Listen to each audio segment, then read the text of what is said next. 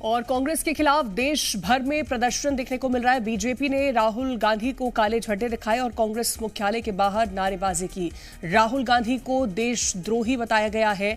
सूरत, दिल्ली और जम्मू में प्रदर्शन हुआ। एआई समिट में कांग्रेस के प्रदर्शन का विरोध किया गया है। टी शर्ट उतारकर कांग्रेस ने प्रदर्शन किया था।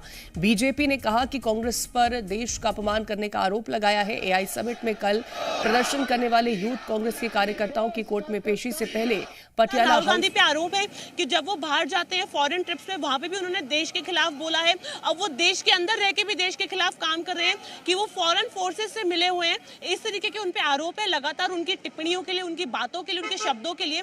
तो लगातार भाजपा की जो डिमांड है वो ये है कि उनको देश के बाहर कर देना चाहिए। यहाँ पे हमारे साथ भाजपा से विधायक है राजकुमार भाटिया जी, जो प्रदर्शन का हिस्सा थे, जिन्होंने प्रदर्शन को लीड भी किया अध्यक्ष वीरेंद्र सचदेवा के साथ। सर, क्या बताएंगे जिस तरीके से ये प्रदर्शन किया गया और बैरिकेड क्रॉस करके भी आप लोग गए, जो आप लोगों की डिमांड है? एआई इम्पैक्ट समिट 3 दिन भारत में चली।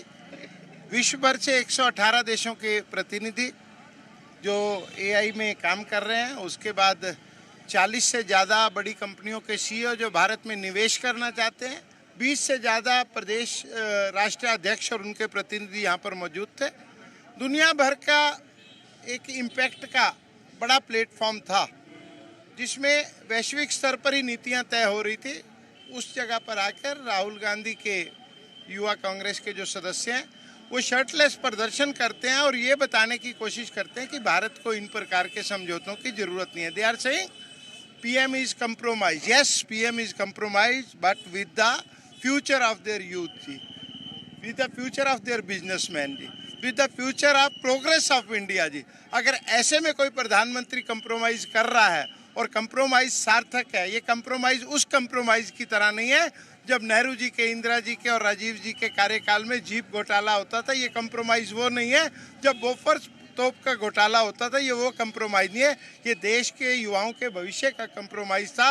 और देश विदेश से लोग आकर यहाँ पर भारत में इन्वेस्टमेंट करना चाह रहे थे। डिमांड क्या है भाजपा? डिमांड एक ही है, भारत माँ का ये अपमान नहीं सहेगा हिंदुस्तान। जिसको भारत माँ के खिलाफ बोलना है, देश के खिलाफ बोलना है, he should leave India. Quit India movement एक उस समय चला था और आज कह रहे हैं कि राहुल गांधी अपने परिवार के साथ इटली चले जाएं, क्योंकि आपके डीएनए में इटली बसा हुआ है। आप भारत की तरक्की को कभी भी देख नहीं पाएंगे और भारत निरंतर प्रगतिशील रहेगा, भारत निरंतर विश्व गुरु बनेगा। आपसे ये बर्दाश्त नहीं होगा, इसलिए आप इटली में अपना निवास स्थान बनाएं। देखिए, उनसे के द्वारा कहा जा रहा है कि राहुल गांधी जो है इटली वापस चले जाए। यहाँ पे देखिए और भी भाजपा से कार्यकर्ता मौजूद है, हम इनसे भी एक बार सुनेंगे। आप लोगों ने जिस तरीके से प्रदर्शन किया कांग्रेस और राहुल गांधी के खिलाफ, आप लोगों ने बैरिकेड्स भी क्रॉस किए लेकिन बीच में रोक दिया गया, क्या कहेंगे? इस तरह की नीचता पार्टी स्तर पर में विरोध हो, यह तो जायज है पार्टी स्तर पर में, लेकिन जहां अंतर्राष्ट्रीय स्तर का इस तरह का कार्यक्रम हो रहा है और देश की पूरी छवि एक अच्छी बन रही थी, उस बीच में आकर के इस नीच लोगों ने जिस तरह की नीचता की है, इन लोगों को सीधा अरब सागर की खाड़ी में फेंक देना चाहिए। देखिए लोगों में कितना आक्रोश है कि जो है इनको बाहर कर देना चाहिए। जिस तरीके से उन्होंने देश की छवि खराब की है, जिस तरीके से कल प्रदर्शन हमने देखा एआई समिट के दौरान भारत मंडपम के अंदर घुसकर, तो लगातार जो है लोगों में आक्रोश है। वो डिमांड कर रहे हैं कि उनको बाहर कर देना चाहिए, वो देशद्रोही हैं।